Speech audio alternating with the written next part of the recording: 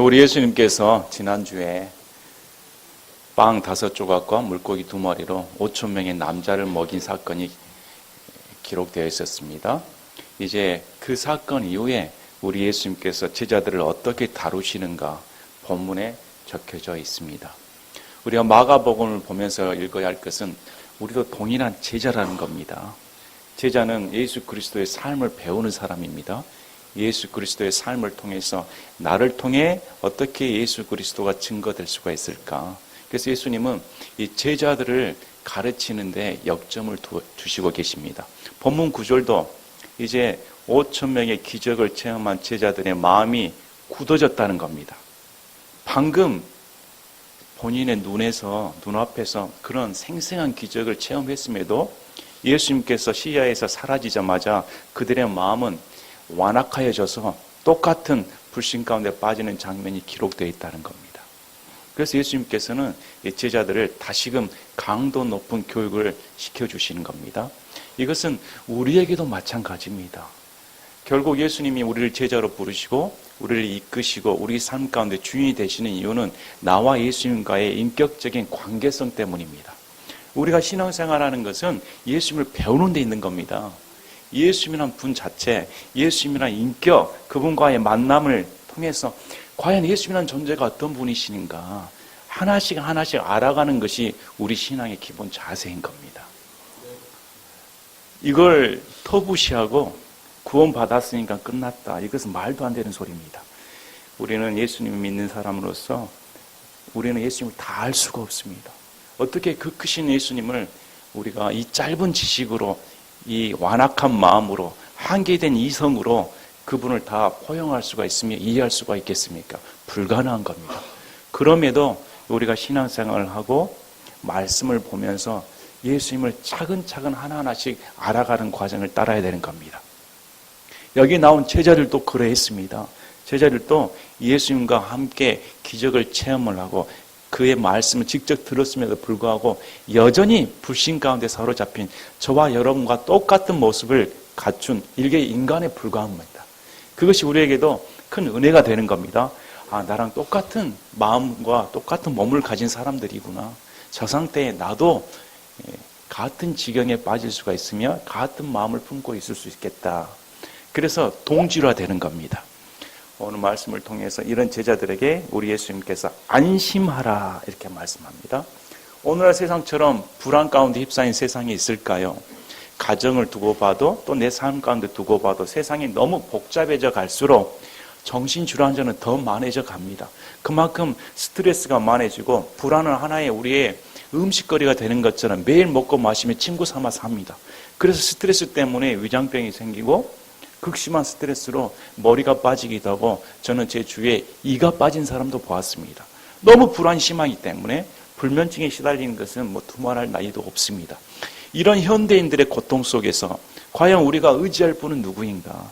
과연 이런 불안을 떨쳐버리고 진정 바라봐야 할 분은 누구인가? 항상 이 제자들이 예수님과 떨어져 있을 때 이 제자들은 항상 시험에 빠져버립니다. 제자들이 예수님을 붙잡고 있었을 때, 곁에 있었을 때 믿음 중심을 지켰지 항상 예수님이 물러나 있으면 이 제자들은 똑같이 시험의 나락에 빠져버립니다. 동일한 우리의 모습 속에 오늘 본문 구절을 통해 이런 우리에게 안심하라 말씀하신 그분이 제자들이 만난 그분이 내가 만난 예수님이시다. 다시금 본문 말씀을 통해서 은혜 받는 시간이 되셨으면 합니다. 45절에 즉시 그분께서 자기 제자들을 강권하사 자기가 사람들을 보내는 동안 배를 타고 앞서 건너편 벳세다로 가게 하시고 이제 5천 명을 먹이신 후에 날이 저물었기 때문에 우리 예수님께서 해산하게 했습니다. 자, 이 5천 명의 이 남자들은 어떤 마음을 품었을까요? 자신들의 눈앞에서 풍성한 잔치가 벌어졌습니다. 이 먹을 것을 제공해 주신 분이 바로 예수님이라는 한낱 목수에 불과했던 그분이라는 겁니다. 근데 그분이 갑자기 나타나셔서 어떻게 이런 기적을 베풀 수 있을까? 여러분이 만약에 군중이었으면 어떤 마음을 품었을까요? 와, 놀랍다. 이 예수님을 놓칠 수가 없다. 아마 예수님을 떠받들었을 겁니다. 야, 이제 우리의 배고픈 문제는 해결됐고 우리의 진정한 메시아가 도래했기 때문에 이 예수님 곁에 머물러야겠다. 이런 군중 심리가 온통 휩싸였을 겁니다. 그래서 예수님은 단호히 거절하신 겁니다. 나는 그런 메시아가 아니라는 겁니다. 그래서 군중들을 해상시키고 자기 제자들을 강권했다. 여기에 자기 제자란 말을 씁니다. 예수님의 소유된 제자, 배우는 제자들을 말합니다. 우리는 예수님의 소유된 양입니다. 우리는 예수님의 소유된 제자입니다. 맞습니까? 그래서 우리 예수님께서 강권했다. 강권했다는 말은 억지로 시켰다는 겁니다. 할 의지가 없었는데 제자들도 너무 좋은 광경에 푹 빠져 있었는데 여기서 멈추고 너희들은 건너가야 된다. 자기가 사람들을 보낸 동안 배를 타고 앞서 건너가라. 그래서 예수님께서 일부러 시키신 겁니다. 우리가 결론을 알 수가 있지만 결국 이 제자들은 풍랑 가운데 한 복판에 빠지게 됩니다. 예수님 모르셨을까요? 예수님은 강권해서 일부러 배를 타고 바다 가운데 가라는 겁니다. 그래서 그들을 보내신 뒤에 기도하러 산으로 떠나가시더라. 우리 예수님께서는 군중들의 한옥 가운데 휩쓸리지 아니하시고 다시금 이들과 구별되어 하나님 아버지와 교제를 나누시기 위해 따로 산으로 가셨습니다. 우리가 신약 복음서에 곳곳에서 우리 예수님께서 홀로 아버지와 교제를 나누기 위해 따로 외진 곳으로 혹은 새벽 미명에 혹은 날이 저물도록 하나님 아버지께 기도하는 장면이 기록되어 있습니다. 이 구절은 하나님이시면서 인간이시기 때문에 인간으로서 하나님 아버지께 순종하는 모습을 보여주는 겁니다. 그래서 우리 성도들도 예수님을 본받아서 하나님 아버지와 따로 교제 나누는 시간을 가져야 되는 겁니다. 신앙은 하나님 아버지와 교제 나누는 겁니다. 기도가 없이는 불가능한 겁니다. 나는 믿는 사람인데 기도가 안 한다. 그럼 그 사람 믿는 사람 아닌 겁니다. 어떻게 아버지와 내가 아들과 아버지와 관계인데 기도가 없이 살 수가 있단 말입니까? 말이 안 되는 소리입니다. 그래도 우리도 이 예수님을 본받아서 따로 시간을 내어 하나님 아버지와 교제하며 그분의 음성에 귀를 기울이는, 결국 이 예수님께서는 순종하기 위해 하나님 아버지께 따로 나가 기도하신 겁니다. 그래서 우리 순종은 기도하지 않고는 나올 수가 없는 겁니다. 순종하려면 무릎을 꿇어야 되는 겁니다. 하나님 아버지께 자신을 내어놓고 하나님 아버지께서 원하신 뜻이 무엇인가 그 뜻을 따르겠습니다. 그러려면 세상과 구별되어야 되는 겁니다.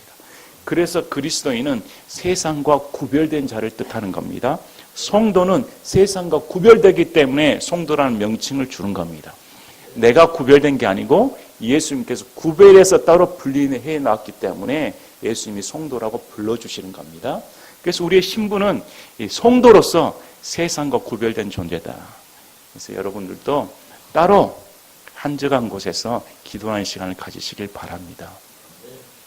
과거처럼 산기도가 유행했으면 좋겠습니다. 요즘에는 사람들이 무슨 기도인가, 나 살기 바쁘다, 여유가 없다, 노는 시간은 많은데 기도하는 시간에는 그렇게 시간 투자를 하지 않습니다. 제자들과 예수님은 또 바울 또한 기도하는 것을 쉰 적이 없다. 우리는 어떨까요?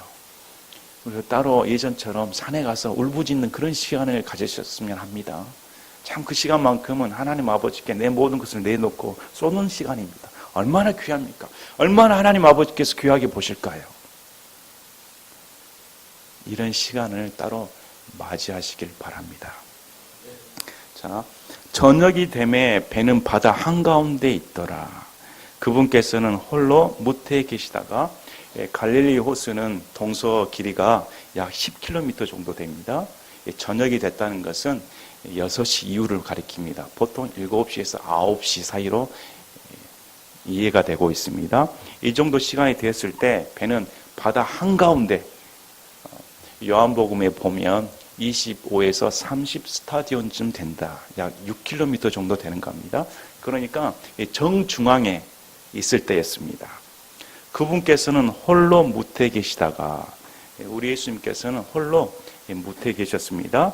바람이 그들에게 반대로 불므로 그들이 힘겹게 노젓는 것을 보시고, 자, 다른 복음서에서는 큰 바람이 일어나 출렁거렸다. 거센 바람이 불어서 파도가 출렁거려 배가 앞으로 전진할 수가 없게 되었던 겁니다. 한가운데 있기 때문에 돌아가기도 힘들고 앞으로 전진하기도 힘들고 이제 딱 중간에서 어찌할 수 없는 상황이 발생되었습니다. 풍랑이 일었기 때문에 아마 캄캄하였을 겁니다. 큰 바람이 거세게 불고 파도가 출렁이기 때문에 목숨에 큰 위협을 느꼈을 겁니다. 오늘날처럼 전등이 잘 있고 배 시설이 좋았더라면 괜찮을 텐데 그때 배야 노를 젓고 있지 않았겠습니까? 이 뱃사람들은 잔뼈가 굵은 어부들이었습니다. 그래서 누구보다 풍랑의 위험과 바다 생활의 위험을 다 겪었을 겁니다. 그들의 지혜를 짜내고 협심하여서 어떻게 탈출해 보려고 온갖 노력을 다했을 겁니다. 그래도 불가능했습니다. 이 광경을 우리 예수님께서 보셨다는 겁니다. 여기에 우리 예수님의 은혜로운 장면이 나옵니다. 고통 가운데 있던 혼들을 우리 예수님께서는 보신다는 겁니다. 무태에 계셨는데 6km나 떨어진 먼 거리에 있는 존재들을 우리 예수님은 보고 계신다는 겁니다. 아무리 그 거리가 멀지라도 우리 예수님은 성도들의 상황을 다 보고 계신다는 겁니다. 이것을 하신 이유가 예수님께서 강권조로 역사에서 밀어 넣으신 겁니다. 우리 예수님께서는 저 천국에 좌정하고 계시지만 얼마나 높은 거리일까요? 얼마나 멀리 떨어진 거리일까요? 그럼에도 지금 우리들의 상황을 다 보고 계신다는 겁니다.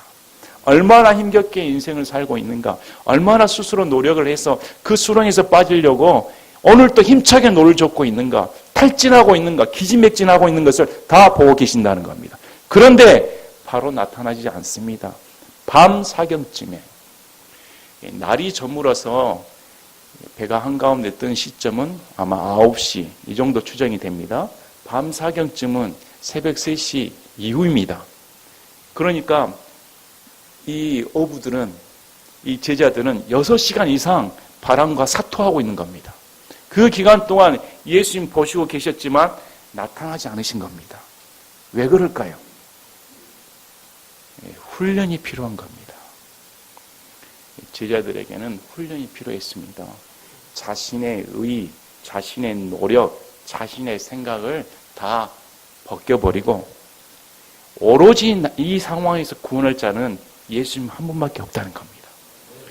탈진이 되고 상황이 아무리 힘들고 그 상황 가운데서도 제자들의 땀과 수고를 예수님이 보셨음에도 불구하고 즉각 나타나지 않으신 이유는 그보다 더 중요한 예수님이라는 존재를 가르쳐 주셔야 하기 때문에, 신앙을 가르쳐 주셔야 하기 때문에 바로 나타나지 않으신 겁니다. 오늘 또 자신의 노력으로 인생을 헤쳐나가신 분들 많습니다. 그래서 인생을 항해로 비유하지 않습니까? 이 항해는 자신의 의지와 상관없는 불행이 닥쳐오는 경우가 많습니다. 조절되지 않습니다. 여러분의 인생이 여러분 뜻대로 조절이 됩니까? 내일 발생한 일이 여러분의 계획대로 발생이 되고 발생이 되지 않고 이렇게 이루어집니까? 내 뜻대로 되지는 않습니다. 어느 한 상황에 돌발 상황이 우리 가운데 닥쳐올지 아무도 모릅니다. 예상할 수가 없습니다. 아마 이들은 예수님의 명령에 순종해서 갔기 때문에 순풍대로 그대로 평안한 가운데 도착할 걸로 생각했을 겁니다. 그러나 예수님께서 가라고 명령하셨음에도 불구하고 이런 풍랑이 닥친다는 겁니다. 우리는 어떨까요? 우리는 예수님 믿으면 탄탄대로를 걸을 수 있다고 생각하는 사람들, 착각에 빠지는 분들 많습니다. 그것이 신앙이 잘한 사람들로 착각하는 경우가 많지만 그것이 아닙니다. 예수님께서는 우리 가운데, 우리 인생 여정 가운데 풍랑을 보내신다는 겁니다. 우리 인생 가운데 고난을 허용하신다는 겁니다. 왜 그러냐면 그를 통해 예수님의 존재를 더 알 수 있기 때문에, 우리로부터 나의 의, 나의 잘못된 생각, 아직도 내 고집, 아집, 교만 이런 모든 것이 떨어져 나가야 되기 때문에 필수 불가결한 겁니다. 어찌 보면 이것이 우리에게 축복인 겁니다.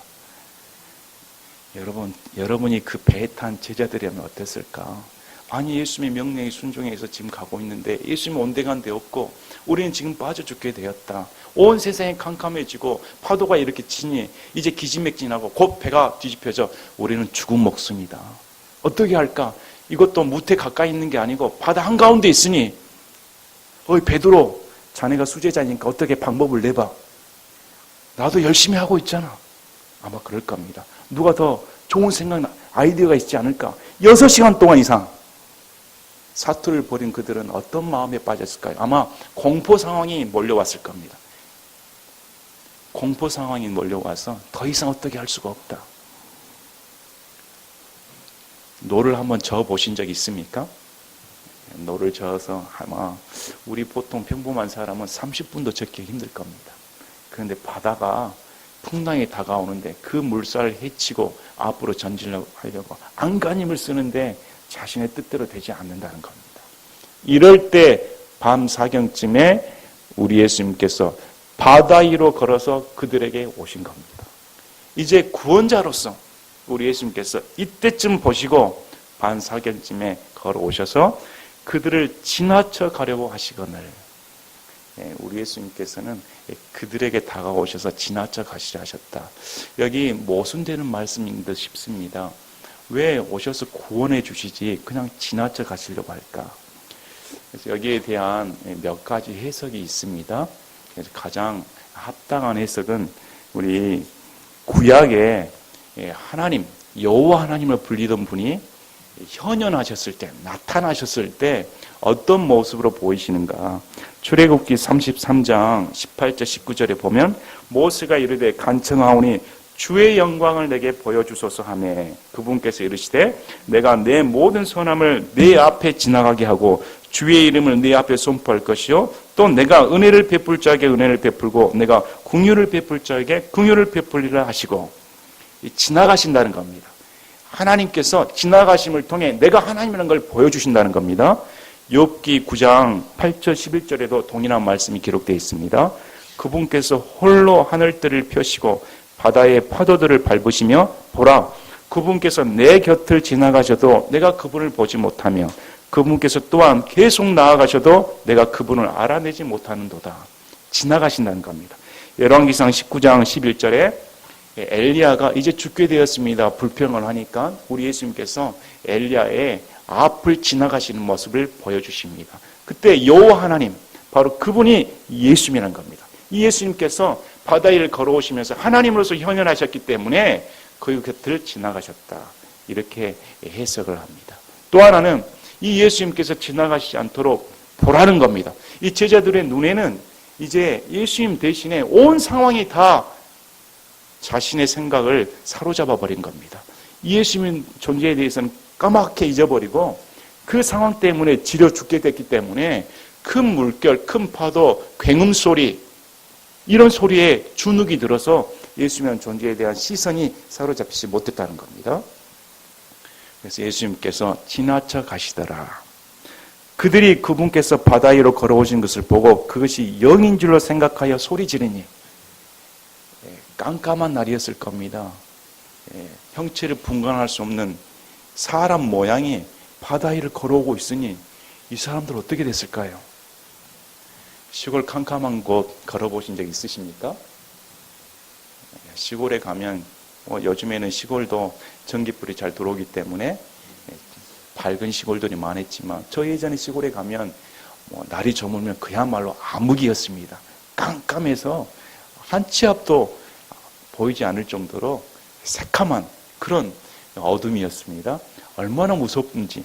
그래서 동네 사람 아이들이 같이 달리기를 하면 절대 뒤에 안 오려고 하죠. 우리 셋이 같이 한 줄로 서서 가자 하다가 점점 발걸음이 빨라집니다.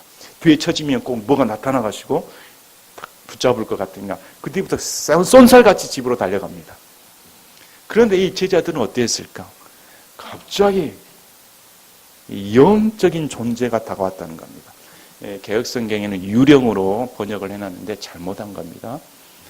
유대인 사상은 죽어서 지나다니는 혼은 없다는 겁니다.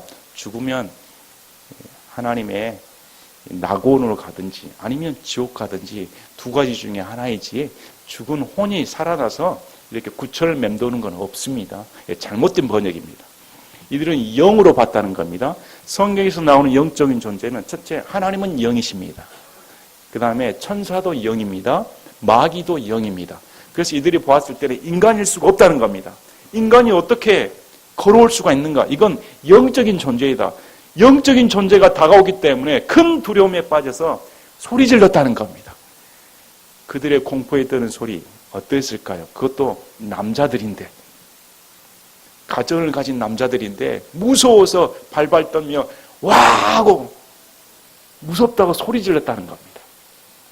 공포심에, 극악한 공포심에 목숨의 위협을 느끼고 거기다가 영적인 존재까지 나타났으니 우리는 끝장이라는 겁니다. 이는 그들이 다 그분을 보고 불안해하였기 때문이더라. 자, 이 제자들은 예수님을 보았으면 불안하지 않았을 텐데 지금 그 상황에서 예수님이라는 존재에 대해서 까맣게 잊어버렸기 때문에 이건 영적인 존재고 자신에게 불안감을 가져다 준 존재로 보았다는 겁니다. 여러분, 예수님은 우리에게 절대 불안을 가져다 주지 않습니다. 우리 예수님은 절대 우리 인생 가운데 불안과 멸망과 파멸을 가져다 주지 않습니다. 믿는 자에게는. 그래서 세상에 줄 수 없는 평안을 가져다 주시지, 불안은 우리의 불신에서 비롯되는 겁니다.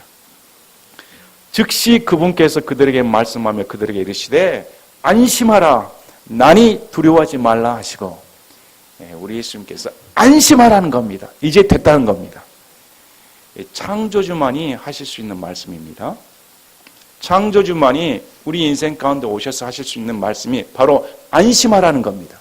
이건 실제적으로 고단한 인생 가운데, 죽음의 위협에 놓인 인생 가운데, 파멸의 인생 가운데, 실패의 인생 가운데, 절망의 늪에 빠진 인생 가운데 해줄 수 있는 달콤한 하나님의 위로의 말씀이 안심하라는 겁니다. 이제 됐다는 겁니다. 우리 예수님이 나타나시면 다 된 겁니다. 그래서 우리 예수님께서 안심하라, 안심하라 말씀하시면서 하시는 말씀이 이유가 나니 이렇게 말씀합니다. 자, 우리 예수님이 나이기 때문에 너희는 두려워할 필요가 없다는 겁니다. 그럼 이 나가 누굽니까? 이 예수님이 누굽니까? 제자들은 예수님을 잘 알지 못했습니다. 이 우리 예수님은 가르쳐주고 싶었던 겁니다. 나라는 존재를. 그래서 출애굽기 3장 14절에 하나님께서 모세에게 이르시되 나는 I am that I am. 나는 나다라는 뜻입니다. 현재형으로 말씀하시는데 과거에도 하나님이시고 I am, 현재도 I am이고 미래에도 I am입니다. 그래서 우리 하나님께서는 과거와 현재가 미래가 다 똑같으신 시간의 테두리에 얽매이지 아니하시는 시간을 초월하신 현재의 하나님이신 겁니다. 그 존재가 I am이다. 나는 하나님이라고 예수님께서 말씀하시는 겁니다. I am. 그래서 요한복음에서는 I am이 누구인가 7가지 예수님께서 직접 말씀합니다. 첫째, 나는 생명의 빵이다. 둘째, 나는 세상의 빛이다. 셋째, 나는 양들의 문이다. 넷째, 나는 선한 목자이다. 다섯째, 나는 부활이다. 여섯째, 나는 길이요 진리요 생명이다. 일곱째, 나는 참 포도나무이다. I am 하면서 이렇게 정의를 내리십니다. 구약의 여호와 하나님이 신약의 예수님이다 이렇게 말씀하신 겁니다. 구약의 여호와 하나님은 누구십니까? 창조주이십니다. 그분은 온 세상 만물, 우주 만물을 지으신 창조주신 겁니다. 그 창조주가 요한복음 1장 1절에 말씀이 하나님이시다. 그 말씀이 육신이 되어 우리 가운데 거하셨다. 그 육신된 말씀이 육신이 되어 거하신 그분이 바로 아버지의 독생하신 분의 영광이라는 겁니다. 그분이 예수님입니다. 예수님이 하나님이시기 때문에 걱정할 필요가 없다는 겁니다. 자, 첫째, 나는 생명의 빵이다. 많은 사람들이 인생을 살면서 굶주림이 허덕입니다. 더 나의 욕구를 채워줄 수 있다면 돈으로도 욕구가 채워지지 않습니다. 이 세상 자체가 어떠한 풍족한 것을 가져다 주어도 그것은 밑빠진 독에 물 붓기입니다. 부자들 한번 생각해 보면 내가 저런 돈을 가졌다면 나는 은행에 박아놓고 여유롭게 살 텐데, 그러나 부자들 여유 없습니다. 어찌하든지 그 부를 더 불리려고 더 혈안이 돼 있습니다. 가난한 사람도 마찬가지입니다. 이 가난에서 벗어나 준다면 어떠한 대가도 치르겠다. 양심을 팔기도 합니다. 이런 것들은 모든 것이 물질적인 것에서 자신의 욕구를 채우고자 하는 잘못된 죄 가운데 비롯된 행동들입니다. 그러나 우리 예수님께서는 나는 생명의 빵이다 말씀하심으로 이 세상에 굶주리는 것을 다 해결하여 주실 분은 하나님밖에 없다는 겁니다. 둘째, 나는 세상의 빛이다. 이 세상은 어둠 가운데 있습니다. 예수님 만나기 전에는 이 세상에 어둠이조차도 몰랐습니다. 그러나 빛이 들어오니까 나의 어두운 내면을 밝히 드러내시고 빛 가운데 인도해 주셔서 빛된 삶이 무엇인가, 하나님과 함께 영광된 삶이 무엇인가 알 수가 있었다는 겁니다. 나는 양들의 문이다. 양들의 문을 통해서 이 문으로 들어온 자가 구원을 받는다. 그리고 들고 나가면서 꼴을 얻는다. 우리 예수님께서 말씀하셨습니다. 양들의 문이 예수님이기 때문에 예수님 없이는 구원을 받을 수가 없다는 겁니다. 그 다음에 네 번째로 나는 선한 목자이다. 인생에게는 우리는 양된 인생이기 때문에 우리를 보호해줄 목자가 필요합니다. 날이 두려워 말라 했을 때 이 날은 보호자를 말합니다. 여러분, 우리 어렸을 때 천둥 번개가 치고 깜깜해도 엄마 품에만 있으면 그냥 세상이 다 내 것 같습니다. 모든 두려움이 다 없어져 버립니다. 우리 예수님이 그런 존재인 겁니다. 아무리 세상이 천둥 벼락치고 곧 무너져 갈 것 같아도 나는 나기 때문에 두려워할 필요가 없다는 겁니다. 너의 보호자라는 겁니다. 그분이 내 목자가 된 이상 두려워할 필요가 없는 겁니다. 나는 부활이다. 우리 예수님은 부활 그 자체이십니다. 세상 사람들 치고 죽음 두려워하지 않는 사람은 어디가 있습니까? 저를 비롯해서 다 죽음을 두려워합니다. 지금도 병상에서 암과 투쟁하며 아니면 불치병에 시달리며 목숨을 오늘 내일 하신 분들 많이 계실 겁니다. 그들에게는 얼마나 죽음이란 고통과 두려움이 찾아올까요? 이런 인생에게 나는 부활이다. 죽음으로 끝나지 않는다는 겁니다. 죽음은 육체적인 죽음일 뿐이지 진짜 삶은 이 영적인 영원한 생명을 주기 때문에 결코 죽지 않는다. 이렇게 말씀을 하신 겁니다. 우리도 마찬가지입니다. 저와 여러분도 죽음을 직면하게 될 겁니다. 죽음을 직면하게 될 때 한 번도 경험하지 못한 죽음의 문턱을 넘어야 할 때 우리 예수님께서 안심하라. 나니 두려워하지 말라.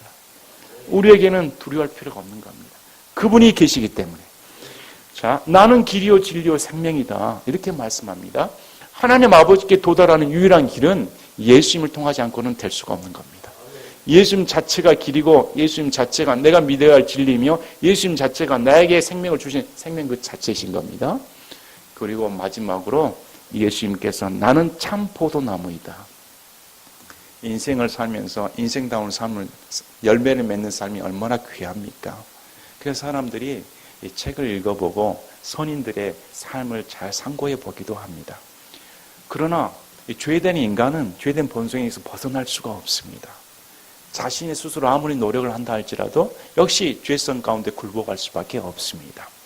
그런데 우리 예수님께서 너희는 가지고 나는 참 포도나무이기 때문에 가지가 참 포도나무에 덧붙인 바 되어 있으면 붙어 있으면 저절로 열매를 맺는다는 겁니다. 내 노력으로 되는 게 아니고 내가 예수님께 붙어 있기 때문에 예수님으로부터 공급을 받아 예수님께서 나의 삶을 통해 열매를 맺게 해주는 귀한 삶으로 갚아주신다는 겁니다. 그래서 우리 예수님이 참 포도나무이다. 이 존재가 예수님이 나니 두려워하지 말라는 겁니다. 자, 이 제자들은 뭐가 부족했습니까? 그렇게 눈으로 보고 그렇게 기적을 체험하고 그렇게 말씀을 들었음에도 불구하고 예수님께서 나니 했을 때 인격적인 관계성이 멀어졌다는 겁니다.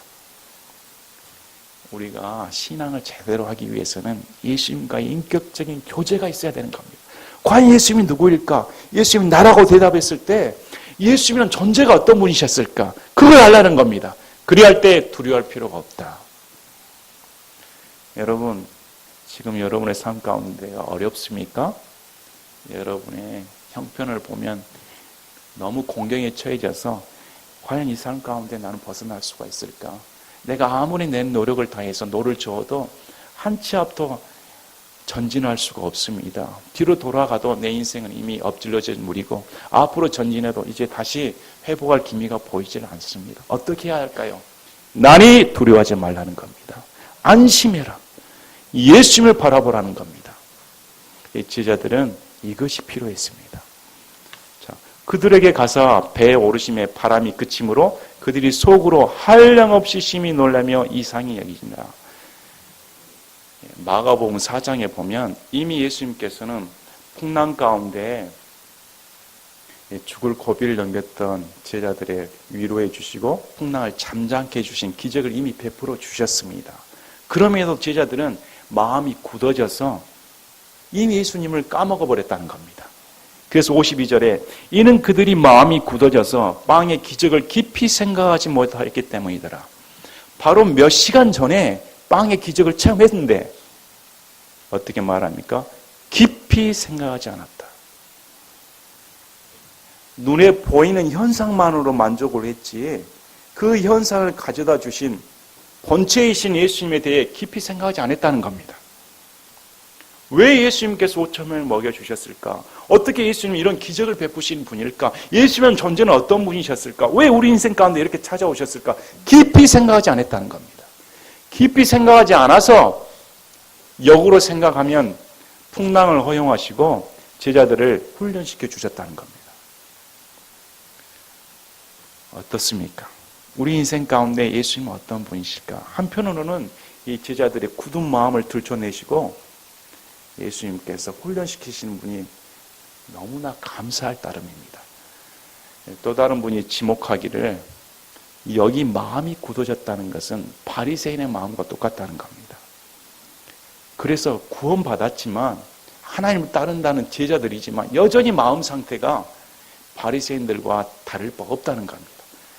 금방 굳어져 버렸다. 마음이 단단해져 버렸다. 닫혀져 버렸다는 겁니다.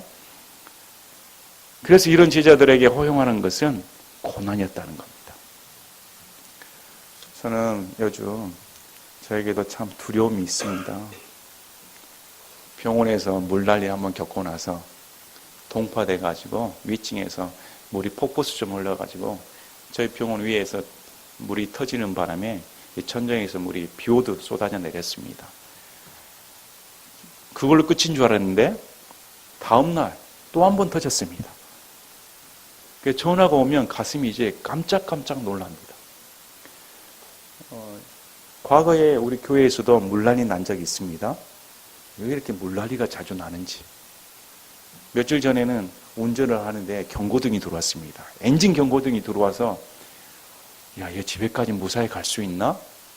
센터에 맡겼더니 이번 주 수요일에나 수리가 가능합니다. 경고등이 떠도 크게 차이는 손상이 없기 때문에 그대로 몰고 다니세요. 경고등이 또 왔는데 몰고 다닐 수가 있습니까? 악셀을 밟아도 차가 앞으로 전진하지 않습니다. 가슴이 철렁철렁. 오늘 눈이 많이 내려왔습니다. 눈이 많이 내려왔기 때문에 택시를 부르려도 택시가 잡히질 않습니다. 다 연락 두절이고 갈 수가 없다는 겁니다. 그래서 어쩔 수 없이 차를 지하에다가 내려놨었는데 그 차를 다시 운전을 했습니다. 지하 주차장 올라갈 수 있을까?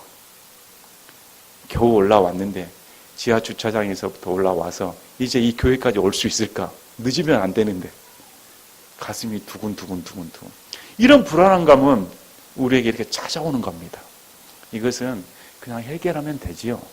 해결하면 되는데 이 불안, 초조. 그래서 하나님께 기도하고 하나님 저 예배드리러 말씀드리러 가기 때문에 도로 한가운데 이 차가 세워지면 안 됩니다. 무사히 왔습니다. 요즘 저는 큰 근심이 하나 있습니다. 큰 근심은 이 나라를 생각할 때 참 마음이 무겁습니다. 이 나라를 생각할 때 너무 마음이 무겁고 정리가 무엇인가, 진리가 무엇인가, 어떻게 생각해야 될까?